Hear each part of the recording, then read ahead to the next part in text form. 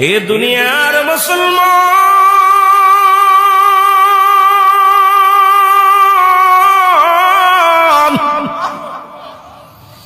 3 দিন ব্যাপী কোরআনের মাহফিল এত শুনলাম, কি হাসিল করলাম?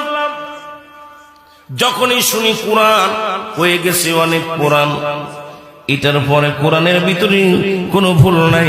কিন্তু বর্তমান জামানায় একদল আলেম ভাই রয়েছে যারা বলে কোরআনের মধ্যে ভুল আছে। জোরে বলেন নাউজুবিল্লাহ। আর জোরে।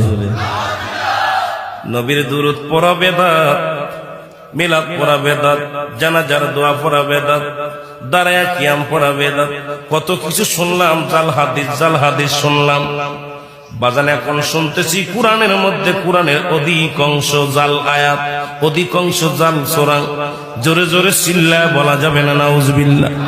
অথচ আমার আল্লাহ বলেন জালিকাল কিতাবু লা রাইবা ফীহি।